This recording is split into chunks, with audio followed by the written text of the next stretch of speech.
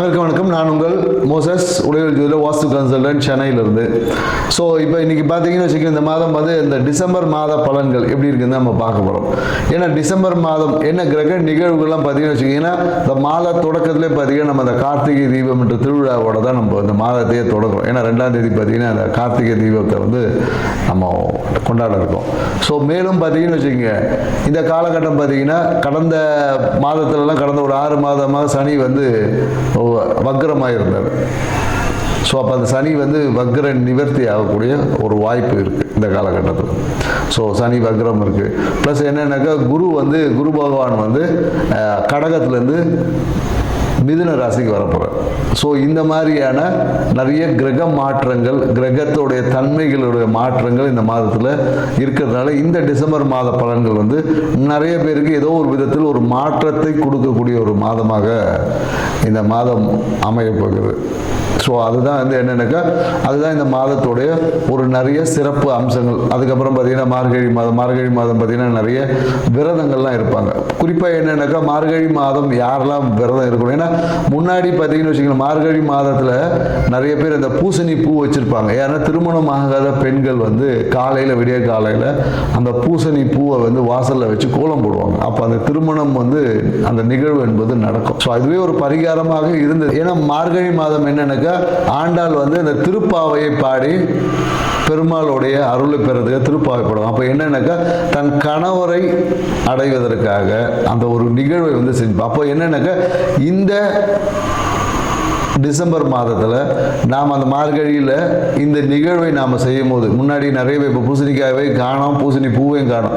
அந்த பூசணி பூவை வைத்து நீங்கள் வந்து அந்த காலையில் பிரம்ம முகூர்த்தத்தில் ஒரு கோலம் போட்டு, ஏன்னா நிறைய பேர் என்னென்னாக்கா கோலத்தை நைட்டே போட்டு வச்சுருவாங்க. சரி, அதுக்கு அதாவது எந்த காலத்தில் எதை செய்ய வேண்டுமோ அந்த காலம் என்பது ரொம்ப முக்கியமானது. இப்போ நம்ம என்னக்கா நைட்டு விடிய காலையில் எழுந்திரி சோம்பேறித்தனம் போட்டு நைட்டு தூங்கும் போதே கோலத்தை போடுறோம். அது வந்து பலன் தராது. ஏன்னா காலையில் பிரம்ம முகூர்த்தத்தில் பார்த்தீங்கன்னா நம்மளுடைய அந்த ஓசோன் மண்டலம் வந்து ரொம்ப நம்ம பூமிக்கு நேரில் இருக்கும். அப்போ வந்து நமக்கு கிடைக்கக்கூடிய காற்று வந்து நமக்கு வந்து ஆக்சிஜனை வந்து தரமான பிராணகினை நம்ம சுவாசிக்கும் போது ஆக்சிஜன் O2 போயிட்டு உள்ள O3 மாறும். புரியுதுங்களா? இந்த ஒரு நிகழ்வு நடக்கும். அப்போ இந்த O3 வந்து அதிகமாக அந்த காலகட்டத்தில் நமக்கு கிடைக்கும் அப்படின்ற ஒரு அறிவியல் தன்மையே இதில் இருக்குது. அதனால தான் மார்கழி மாதம் நிறைய சிறப்புகளோடு. அப்போ திருமணம் தள்ளி போகக்கூடிய நிறைய பெண்கள் இந்த காலகட்டத்தில் நீங்கள் அந்த பூசணி பூவை வச்சு அந்த சாணி மேலே பூசணி பூ வச்சு கோலம் போட்டு நீங்கள் வரும்போது உங்கள் வாழ்க்கையில் அந்த திருமணத்திற்கான அந்த ஒரு தன்மை வந்து உங்ககிட்ட மேலோங்கும். அப்போது நீங்கள் எதிர்பார்த்த அந்த ஒரு வரன், கணவன், வாழ்க்கை துணை என்பது சிறப்பான ஒரு வாழ்க்கை துணை அமையும் என்பதில் இதுக்குள்ள ஒரு ஆன்மீகம் இருக்கு, அறிவியல் சார்ந்த தன்மைகளும் இருக்கு என்ற நுட்பத்தை புரிந்து, ஏன்னா எந்தெந்த காலகட்டத்தில் ஒரு விஷயத்தை செய்ய சொல்லியிருக்கோம் அந்த காலகட்டத்தில் நாம் செய்வது தான் சிறப்பான தன்மை. ஏன்னா இன்னைக்கு நாம அட்வான்ஸ் வேர்ல்டு இருக்கும். ஏன்னா இப்போ இருக்கிறதே வந்து பார்த்திங்கன்னா ஒரு என்ன சொல்வது, ஒரு கார்ப்பரேட் வேர்ல்டு, ஒரு சிஸ்டமேட்டிக் வேர்ல்டு. எல்லாமே நம்ம வந்து இயற்கையை விட்டு செயற்கையான தன்மைக்குள்ளே தான் ஆய்வுகள் நிறைய போயிட்டு இருக்கு. அப்போ இயற்கை தன்மையில் இருக்கக்கூடிய ரகசியங்களை உணர்ந்தால் மட்டும்தான் நம்மளால் அந்த இறைத்தன்மையோட ஆன்மீகத்தில் சிறப்பாக பயணிக்க முடியும் என்ற தகவலோட இந்த டிசம்பர் மாதம் கிரக நகர்வுக்கு ஏற்ற மாதிரி, கிரக தன்மைக்கு ஏற்ற மாதிரி ஒவ்வொருத்தருக்கு எப்படி பலன் இருக்குன்ற டீட்டெயிலாக பார்க்கலாம். வாங்க வீடியோ கொடுக்கலாம். கும்பராசி அன்பர்கள் இந்த டிசம்பர் மாதம் என்ன மாதிரி பலன்கள் அப்படி தான் பார்க்க போறோம். ஏன்னா கும்பராசி என்பர்கள் பார்த்தீங்கன்னா கடந்த காலத்தில் பார்த்தீங்கன்னு வச்சுக்கோங்க, ரொம்ப குடும்பத்தில் ஒரு பொருளாதாரம் சார்ந்த விஷயத்தில் ரொம்ப ஒரு மந்தமாக இருந்திருக்கும். தொட்டதுக்கெல்லாம் செலவு விரயம் என்பது தான் அதிகமாக இருந்திருக்கு. அதே போல் என்னக்கா நிறைய விஷயங்கள் பார்த்தீங்கன்னா என்னைக்கோ நடந்த ஒரு இன்சிடென்ட்ஸ், குறிப்பாக இந்த பொருளாதாரம் சார்ந்த விஷயம், என்னைக்கோ ஒரு இது குடுக்கல் வாங்கல் இருந்திருக்கு. அந்த குடுக்கல் வாங்கிய பெரிய பிரச்சனையாகி குடும்பத்தில் பார்த்தீங்கன்னா ஒரு சலசலப்பு ஏற்பட்டிருக்கும். சரிங்களா? குடும்பத்தில் வந்து பொருளாதாரம் சார்ந்த விஷயத்தில் ஒரு சலசலப்பு, காசு கொடுத்தீங்க, என் காசை வாங்கினார் அவர் கொடுக்கல, இந்த மாதிரியான, இல்லை என் காசை வாங்கிட்டு திருப்பி கொடுக்காம இது பண்ண அதை பண்ணார், ஏதோ ஒரு விஷயங்கள் சலசலப்பு ஏற்பட்டு அதுவே குடும்பத்தில் ஒரு அமைதியற்ற தன்மை இருந்திருக்கும். ஸோ அந்த தன்மை இப்போ மாறி குடும்பத்தில் வருமானத்தை மேன்மைப்படுத்தக்கூடிய ஒரு காலகட்டங்களுக்கு. ஏன்னா ராசி அதிபதியான சனி பகவான் பார்த்தீங்கன்னா வக்கர நிவர்த்தி அடைஞ்சு தன்னுடைய அடுத்த ஒரு பயணத்தை நோக்கி போகிறார். ஸோ அப்போ அந்த பயணம் என்பது எப்படின்னா, நீங்கள் நீங்கள் எடுத்த முயற்சிகளில் வெற்றியை கொடுக்கக்கூடிய ஒரு பயணமாக. ஆனால் அந்த முயற்சிகள் எப்படின்னா ஸ்லோவாக தான் வெற்றி அடையும். வெற்றி என்பது ரன்னிங் ரேஸில் ஓனா சீக்கிரம் ஓனா ஃபர்ஸ்ட் ப்ரைஸ் கொடுத்துருவாங்க. ஆனால் அதுக்கான தயார் எடுப்பு வந்து ஒரு நாளில் நடக்காது இல்லையா? ஸோ பொறுமை என்பது அப்போ என்னன்னாக்கா பொறுத்தார் பூமி ஆழ்வார் என்ற தன்மையை நீங்கள் புரிஞ்சுக்கணும். ஸோ அப்போது நீங்கள் எடுக்கக்கூடிய விஷயங்களில் பொறுமையும் நிதானத்தையும் கடைபிடித்தீங்கன்னு வச்சுங்களேன், உங்கள் வாழ்க்கை எப்போதும் வெற்றி அடையும். ஏன்னா கும்பராசிக்காரங்களுக்கு அவசரம், ஏன்னா காற்று ராசியில் காற்று வேகத்தில் நடந்தணும்னு நினச்சி எங்கேயாவது பிரச்சனையில் சிக்கிப்பாங்க. ஸோ ஏன்னா இவங்களோட பிரச்சனையே என்னன்னாக்கா இவங்களோட மனம்தான் பிரச்சனை. ஏன்னா இவங்க மனசு வந்து சும்மா இருக்காது.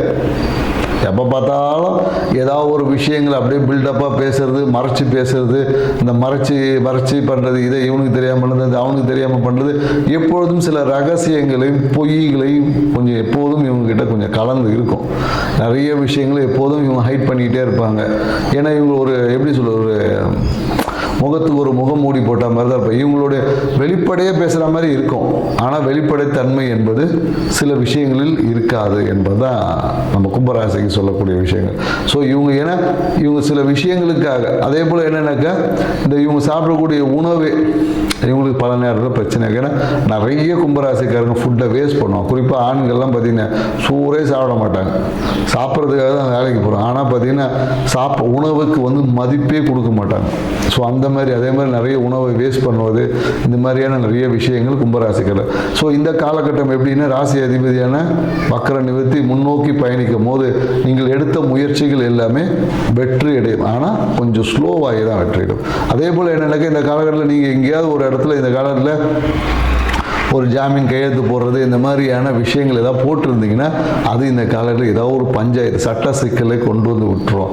அதுவும் எனக்கு தொழில் ரீதியான ஏதாவது ஒரு அக்ரிமெண்ட்டை போட்டிருந்தீங்கன்னு வச்சுக்கிங்களேன், அந்த அக்ரிமெண்ட்டு இப்போ பிரச்சனை ஆகக்கூடிய வாய்ப்பு. அதனால் பிரச்சனை வரும்போதே கொஞ்சம் சுதாரித்து செயல்பட்டுக்கணும் அப்படின்றது. ஏன்னா நீங்கள் எடுத்த அந்த முயற்சி ஏதாவது தொழில் ரீதியாக ஒரு அக்ரிமெண்ட் கையெழுத்து போட்டிருப்பீங்க, அந்த அக்ரிமெண்ட் பார்த்தீங்கன்னா இப்போ இல்லை பிரச்சனை அப்படின்னு சொல்லிட்டு நிறைய பிரச்சனைகள் தொழில் ரீதியான விஷயங்கள் வரும். அப்போ தொழில் ரீதியான அக்ரிமெண்ட்டில் கொஞ்சம் கவனமாக போடுங்க. இல்லை யாருக்காவது ஒரு ஜாமீன் என்ன பண்ணுவாங்க, சும்மா இல்லாமல் எனக்கு நான் ஒரு கேரண்டர் போட்டிருப்பாங்க, நீங்கள் கேரண்டர் போட்டீங்கன்னா இவங்க தொழிலை அடமானம் வச்சுருப்பாங்க. எப்படி தர்மர் எப்படி குடும்பத்தையே எடுத்து போய் வச்சாரோ அதே போல் இவங்க தொழிலை வைத்து இவங்க எதுக்காவது ஒரு சூரிட்டி கொடுத்துப்பாங்க. அந்த தொழில் இப்போ முடக்கப்படலாம். தொழில் ரீதியான பிரச்சனைகளை கண்டிப்பாக சந்திக்கக்கூடிய வாய்ப்பு. அதே போல் என்னன்னாக்கா இந்த கால தொழில் ரீதியான விஷயங்களுக்காக நிறைய அரசியல்வாதிகளின் சப்போர்ட் கிடைக்கும். அரசியல்வாதிகளை கூப்பிட்டு ஒரு செட்டில்மெண்ட் பேசுறது, அரசியல்வாதிகளின் ஒரு இன்வால்மெண்ட் அதுக்குள்ளே வரும். மேலும் என்னன்னாக்கா கணவருடைய வீடு சார்ந்த விஷயம், இப்போ உங்களுடைய வாழ்க்கை துணையில் வீடு இருக்கு இல்லையா, வீட்டில் சார்ந்த விஷயத்தில் ஏதாவது ஒரு பிரச்சனை வந்து வரும். இல்லை அந்த வீடை வந்து மாற்றி அமைப்பு, வீட்டை இடித்து கட்டுறது, இந்த மாதிரியான விஷயங்கள் நிறைய பேர் பண்ணுவாங்க. குறிப்பாக என்னன்னாக்கா தெற்கு தென்மேற்கு திசையில் இருக்கக்கூடிய பகுதியை சீரமைக்கக்கூடிய விஷயம் இருக்கும். இல்லை அது என்னக்கா தெற்கு பகுதியில் ஏதாவது ஒரு வாஸ்து குறைபாடு இருந்துச்சுன்னா குறிப்பாக இந்த என்ட்ரன்ஸ் அக்னிமூலையில் இருக்கக்கூடிய என்ட்ரன்ஸ் அப்படின்னு சொல்லுவாங்க, அந்த விஷயங்கள் எல்லாமே சீரமைக்கக்கூடிய ஒரு விஷயம் இருக்குது. அதே போல் என்னன்னாக்கா வீட்டுக்கு முன்னாடி ஏதாவது ஒரு ரோடு ஃபார்ம் பண்ணுறது, அந்த மாதிரியான விஷயங்கள் எல்லாமே இந்த காலகட்ட கும்பராசிக்காரங்களோட வீட்டில் இல்லை அவங்களுடைய வாழ்க்கை துணை நண்பர்கள் வீட்டில் இந்த மாதிரியான நிகழ்வுகள் இந்த காலகட்டத்தில் நடக்கும். மனம் என்பது ஒரு அழுத்தத்தில் இருக்கும், மன அழுத்தம் என்பது இருக்குது. தந்தையால் ஒரு பிரச்சனை இருக்குது அப்படின்னு சொல்லணும். தந்தை வந்து பார்த்தீங்கன்னு வச்சுக்கோங்களேன், தந்தையோட காசு, தந்தையோட பணம் வந்து இந்த காலகட்டத்தில் இவங்களுக்கு பயன் தரும். தந்தையோட காசு வாங்கி நிறைய பேர் தொழில் தொடங்கக்கூடிய ஒரு வாய்ப்பு இந்த காலத்தில், அப்பா கிட்ட இந்த காசு வாங்கி புதிய தொழில் தொடங்கக்கூடிய ஒரு வாய்ப்பு இருக்குது.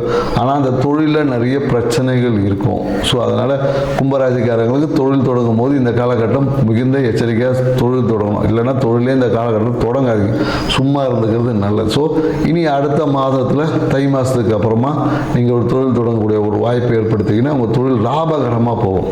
இப்போ நீங்கள் செய்யக்கூடிய விஷயங்கள் எல்லாமே ஒரு அழுத்தமாக இருக்கும். எதையும் முழுசாக நீங்கள் பிளான் பண்ண மாதிரி எதையும் தொழிலில் வந்து செய்ய முடியாது என்ற புரிதலை நீங்கள் வளர்த்துக்கிட்டிங்கன்னாவே போதும். ஜனவரி மாதம் வந்து கால சூழல்கள் சிறப்பாக இருக்குது. ஸோ அந்த காலகட்டத்தில் நீங்கள் செய்யலாம். ஸோ இந்த காலகட்டத்தில் என்னென்னாக்கா குறிப்பாக என்னென்னாக்கா உங்களுடைய ஆன்மீகம், குலதெய்வ வழிபாடு, இது எதையுமே நீங்கள் செய்ய முடியாது. அப்படி செஞ்சீங்கன்னா ரொம்ப அழுத்தமாக இருக்கும். குலதெய்வ கோயிலுக்கு போகிறேன்னு போக முடியாது, ஏதாவது தடைகள் வரும். ஸோ அந்த மாதிரியான நிறைய விஷயங்கள் இருக்குது. அதே போல் என்னென்னாக்கா இந்த காலகட்டத்தில் என்னென்னாக்கா நிறைய ஒரு இல்லீகல் ரிலேஷன்ஷிப் இந்த மாதிரியான விஷயங்களில் மனம் வந்து ஈடுபடும். ஸோ அந்த விஷயங்கள் எல்லாமே கொஞ்சம் கவனத்துடன் செயல்பட்டுக்கணும். ஸோ ஏன்னா அளவுக்கு மீறின அமிர்தமும் நஞ்சு அப்படின்வாங்க இல்லையா. ஸோ அதனால் மனம் வந்து எப்படி வேணாலும் பயணிக்கும். ஸோ அதனால் கொஞ்சம் கவனமாக இருந்துக்குங்க. ஏன்னா தந்தையால் ஒரு மன அழுத்தம் இந்த காலகட்டத்தில் இருக்குது. அதே போல் என்னென்னாக்கா ஒரு நண்பர்கள் இல்லை தேவையற்ற ஒரு ரிலேஷன்ஷிப்பால் இந்த காலகட்டத்தில் ஒரு இடையூறுகளுக்கு இது எல்லாத்தையும் பார்த்தீங்கன்னா உங்களோட ஆன்மீகத்தை கொண்டு ஜெயிக்கக்கூடிய ஆற்றலும் உங்கள்கிட்ட இருக்குது. ஸோ அதனால் தேவையற்ற பழக்க வழக்கங்களை குறைத்துக்குங்க. இந்த காலகட்டத்தில் தொழில் தொடங்கிறதை நிறுத்திக்குங்க. ஸோ மனதை தெளிவாக வச்சுக்கோங்க. மனம் அழுத்தத்துலேருந்து குறைய தியான முறைகள் அந்த மாதிரி ஏதாவது விஷயங்களை ஃபாலோ பண்ணுங்கள். இந்த மாதம் உங்கள் வாழ்க்கை சிறப்பாக இருக்கும். நன்றி, வணக்கம்.